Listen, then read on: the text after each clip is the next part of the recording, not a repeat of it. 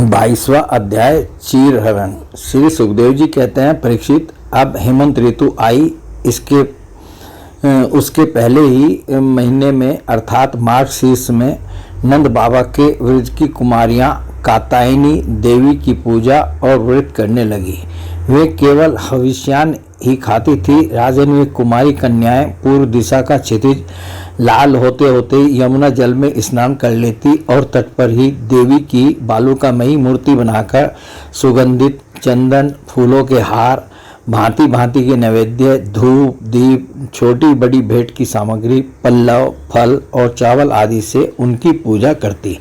साथ ही हे कात्यायनी, हे महामाये, हे महायोगिनी, हे सबकी एकमात्र स्वामिनी, आप नंद नंदन श्री कृष्ण को हमारा पति बना दीजिए। देवी, हम आपके चरणों में नमस्कार करती हैं।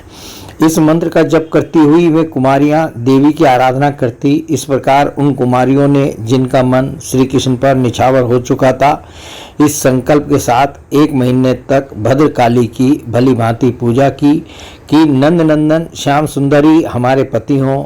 वे प्रतिदिन ओसा काल में ही नाम ले लेकर एक दूसरी सखी को पुकार लेती और परस्पर हाथ में हाथ डालकर ऊंचे स्वर से भगवान श्री कृष्ण की लीला और नामों का गान करती हुई यमुना जल में स्नान करने के लिए जाती।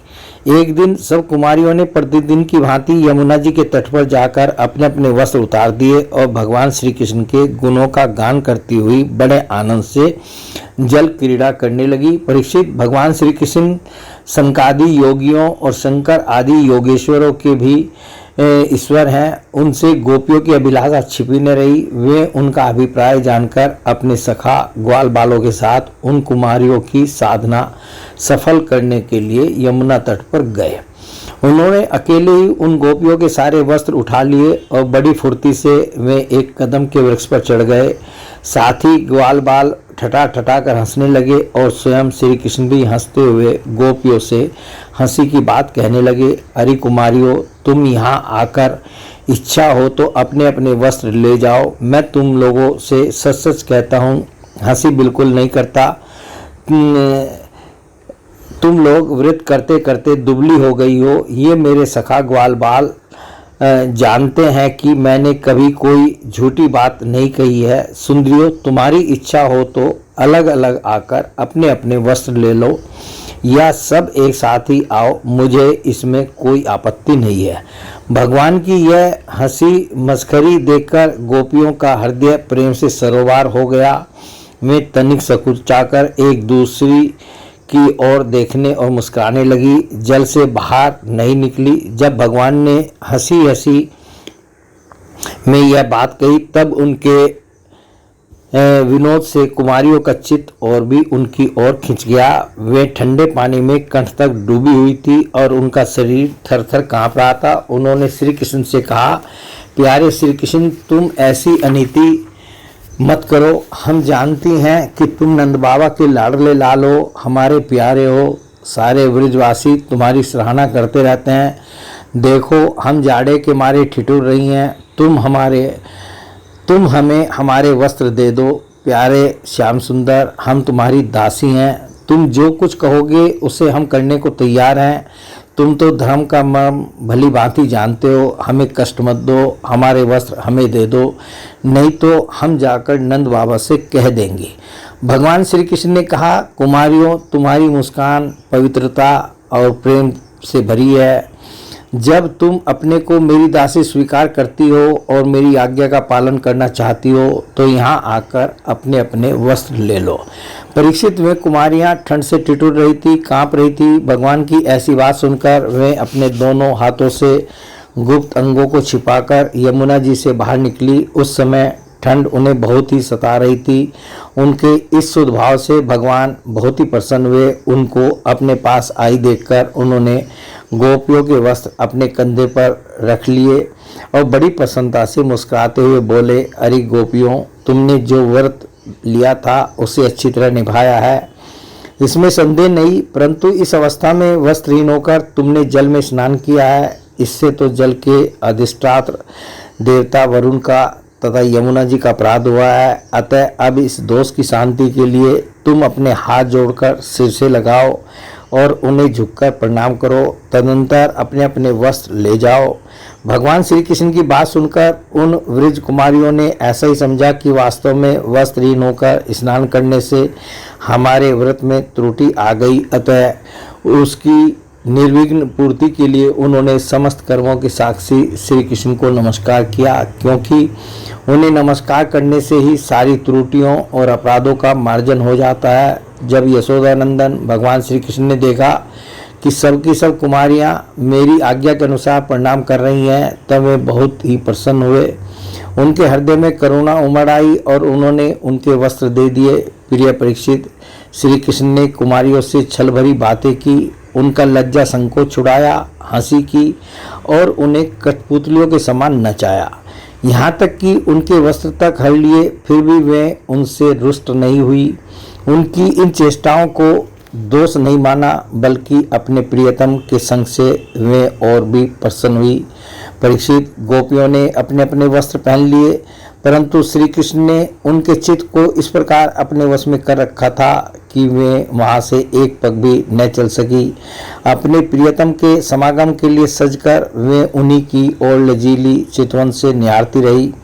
भगवान श्री कृष्ण ने देखा कि उन कुमारियों ने उनके चरण कमलों के स्पर्श की कामना से ही व्रत धारण किया है और उनके जीवन का यही एकमात्र संकल्प है। तब गोपियों के प्रेम के अधीन होकर उखल तक में बंध जाने वाले भगवान ने उनसे कहा, मेरी परम प्रेयसी कुमारियों, मैं तुम्हारा यह संकल्प जानता हूँ कि तुम मेरी पूजा करना चाहती हो। मैं तुम्हारी इस अभिलाषा का अनुमोदन करता हूँ। तुम्हारा यह संकल्प सत्य होगा। तुम मेरी पूजा कर सकोगी। जिन्होंने अपना मन और प्राण मुझे समर्पित कर रखा है, उनकी कामनाएं उन्हें सांसारिक भोगों की ओर ले जाने में समर्थ नहीं होती। ठीक वैसे ही जैसे भुने या उबाले हुए बीज फिर अंकुर के रूप में उगने के योग्य नहीं रह जाते। इसलिए कुमारियों, अब तुम अपने अपने घर लौट जाओ। तुम्हारी साधना सिद्ध हो गई है। तुम आने वाली शरद ऋतु की रात्रियों में मेरे साथ विहार करोगी। सतियों, इसी उद्देश्य से तो तुम लोगों ने यह व्रत और कात्यायनी देवी की पूजा की थी। श्री सुखदेव जी कहते हैं, परीक्षित, भगवान की यह आज्ञा पाकर वे कुमारियां भगवान श्री कृष्ण के चरण कमलों का ध्यान करती हुई जाने की इच्छा न होने पर भी बड़े कष्ट से व्रज में गई। अब उनकी सारी कामनाएं पूर्ण हो चुकी थी।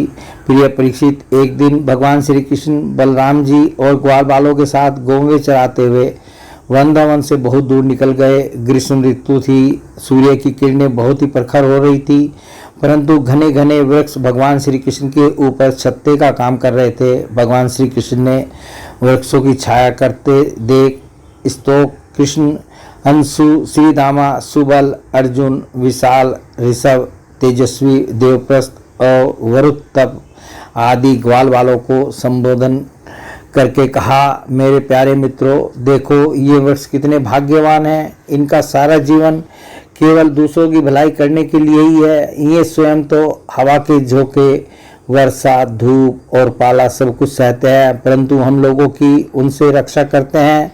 मैं कहता हूँ कि इन्हीं का जीवन सबसे श्रेष्ठ है, क्योंकि इनके द्वारा सब गो प्राणियों को सहारा मिलता है, उनका जीवन निर्वाह होता है। जैसे किसी सज्जन पुरुष के घर से कोई याचक खाली हाथ नहीं लौटता, वैसे ही इन वृक्षों से भी सभी को कुछ न कुछ मिल ही जाता है। ये अपने पत्ते, फूल, फल, छाया, जड़, छाल, लकड़ी, गंध, गोंद, राख, कोयला, अंकुर और कोपलों से भी लोगों की कामना पूर्ण करते हैं। मेरे प्यारे मित्रों, संसार में प्राणी तो बहुत हैं, परंतु उनके जीवन की सफलता इतने में ही है कि जहाँ तक हो सके अपने धन से, विवेक विचार से, वाणी से और प्राणों से भी ऐसे ही कर्म किए जाए जिनसे दूसरों की भलाई हो। परीक्षित, दोनों ओर के वृक्ष नई नई कोपलों, गुच्छों, फल फूलों और पत्तों से लग रहे थे। उनकी डालियां पृथ्वी तक झुकी हुई थी। इस प्रकार भाषण करते हुए भगवान श्री कृष्ण उन्हीं के बीच से यमुना तट पर निकल आए। राजा ने यमुना जी का जल बड़ा ही मधुर, शीतल और सरस था। उन लोगों ने पहले गौओं को पिलाया, इसके बाद स्वयं भी जी भरकर स्वादु जल का पान किया। परीक्षित, जिस समय वे यमुना जी के तट पर हरे भरे उपवन में बड़ी स्वतंत्रता से अपनी गौवें चरा रहे थे, उसी समय कुछ भूखे ग्वालों ने भगवान श्री कृष्ण और बलराम जी के पास आकर यह बात कही। बोले भगवान श्री कृष्ण की जय।